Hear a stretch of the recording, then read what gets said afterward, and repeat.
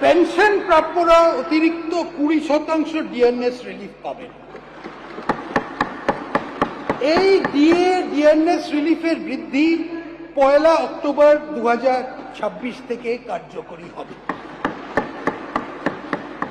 মাননীয় স্পিকার মহাশয়, বিকাশের পথে সম অংশীদার হিসেবে নারীর ক্ষমতায়নের উপর বিশেষ জোর দেওয়া হয়েছে এই বাজেটে। নারীর ক্ষমতায়ন ও আর্থিক ক্ষেত্রে তাদের অধিক অংশগ্রহণ নিশ্চিত করতে অন্নপূর্ণা যোজনা চালু হয়েছে। এই স্কিমে পশ্চিমবঙ্গে বসবাসকারী 25 থেকে 60 বছর বয়সী যোগ্য মহিলাদের জন্য মাসে 3000 করে আর্থিক সহায়তা দেয়া সুনিশ্চিত করা হচ্ছে। এই নির্দিষ্ট আর্থিক সহায়তা উপভোক্তার আধারযুক্ত ব্যাংক অ্যাকাউন্টে ক্রেডিট হবে। এই স্কিমের জন্য আমরা 36 কোটি টাকা বরাদ্দ রাখছি। সরি, 36,000 কোটি। 36,000 কোটি। উচ্চশিক্ষায় ছাত্রীদের ড্রপ আউটের হার কমাতে সরকারি ও সরকারি পোষিত মানে গভর্নমেন্ট আর গভর্নমেন্ট এডেড কলেজের অবিবাহিত ছাত্রীদের এককালীন 50,000 টাকা সহায়তা দেওয়া হবে।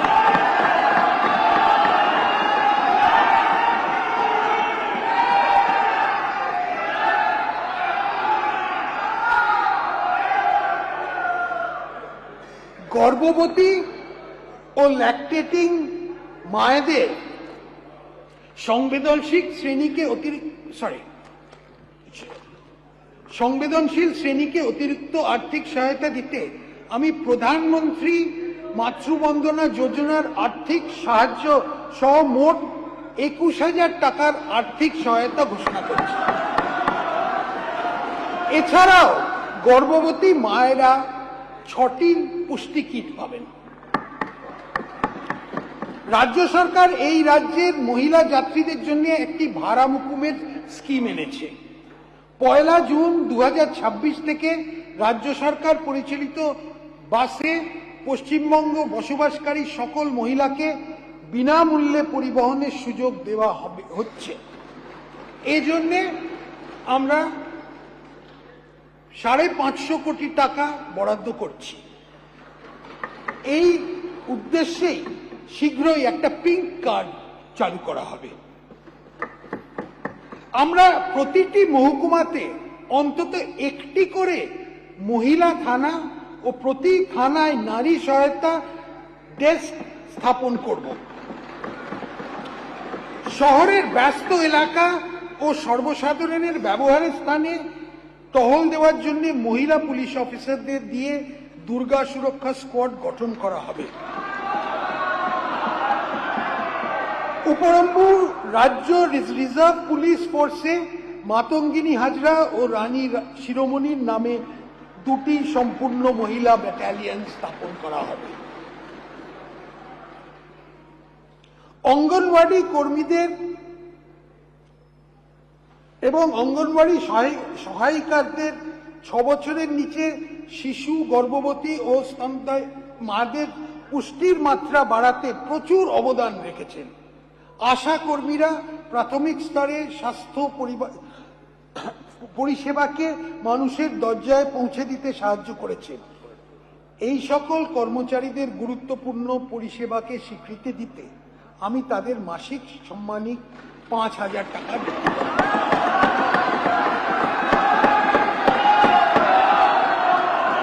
আমাদের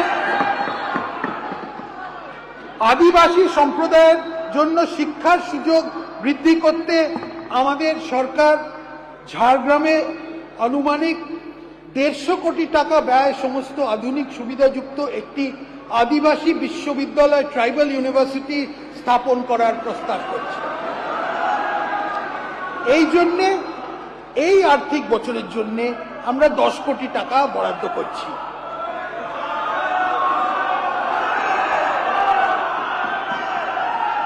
ভিবি জি রামজি রূপায়ণ করা হচ্ছে। আমি রাজ্য সরকারের অংশ হিসেবে এই খাতে 14,000 কোটি টাকা বাজেট বরাদ্দের প্রস্তাব রাখছি। কেওয়াইসি সম্পন্ন জব কার্ড হোল্ডারদের জন্য 125 কর্মদিবস সৃষ্টি নিশ্চিত করা হবে।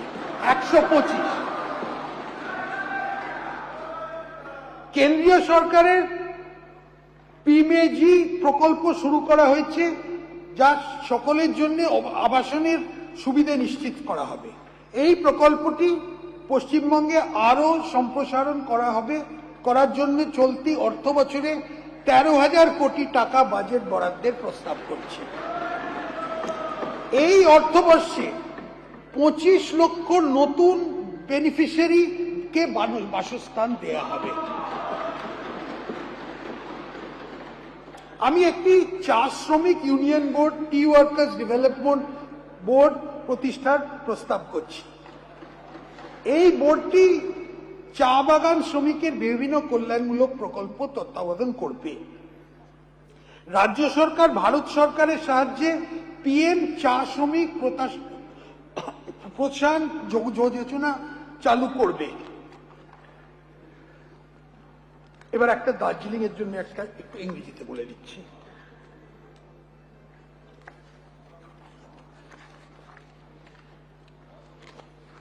West Bengal tea tourism policy allows diversion of 30% tea estate land for commercial purpose. Concerns have been raised by tea garden workers and other marginalized groups living in tea garden areas against this policy on account of environmental issues. In order to maintain ecological balance and preserve cultural heritage in the tea garden areas, I propose to reduce the quantum of land that tea gardens can commercially utilize for tea tourism and other business to 15%.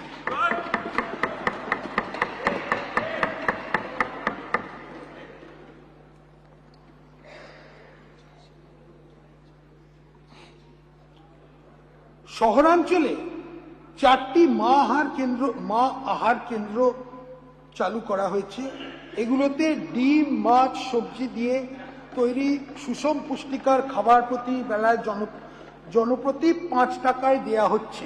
ভবিষ্যতে আরো 210 এমন কেন্দ্র চালু করা হবে। বয়স্ক, বিধবা এবং বিশেষভাবে সক্ষম নাগরিকদের হলেন সমাজের সবচেয়ে বেশি অসুরক্ষিত। এদের মাসিক পেনশন 500 টাকা বাড়ানো প্রস্তাব আমি করছি।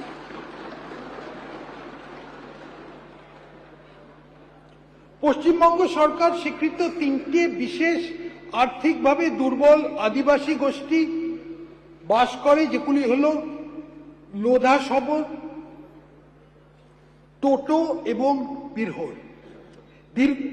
আমি তাদের জন্য সুষম পুষ্টিগুণ সম্পন্ন খাদ্য বিতরণের একটি প্রকল্প ঘোষণা করছি।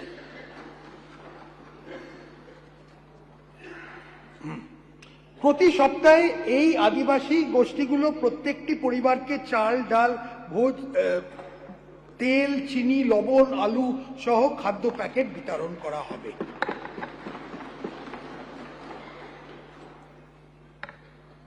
রাজ্যে তফসিলি জাতি মানুষদের অর্থ সামাজিক উন্নতির জন্য কেন্দ্রীয় সরকারের প্রকল্প প্রধানমন্ত্রী অনুসূচিত জাতি অভ্যুদয় যোজনা চালু হয়েছে। এই অর্থ বছরে 500 কোটি টাকা ব্যয় করে প্রায় 1500 থেকে 2000টি গ্রামকে এই প্রকল্পের অন্তর্ভুক্ত করা হবে বলে আশা করা যাচ্ছে।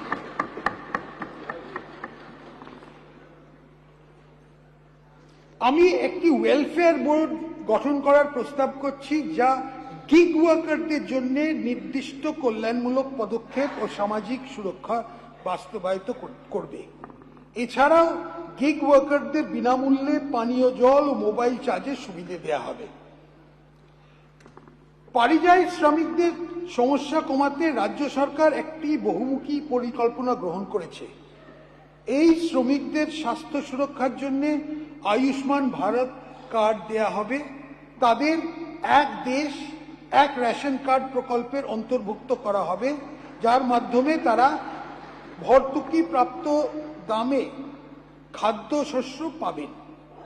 আমাদের সরকার রাজ্যের অভিবাসী প্রবণ এলাকায় বাস করা মানুষদের মধ্যে প্রয়োজনীয় দক্ষতা বিকাশের মাধ্যমে বিকল্প জীবনের সুযোগ তৈরি করার বিশেষ উদ্যোগ নেবে।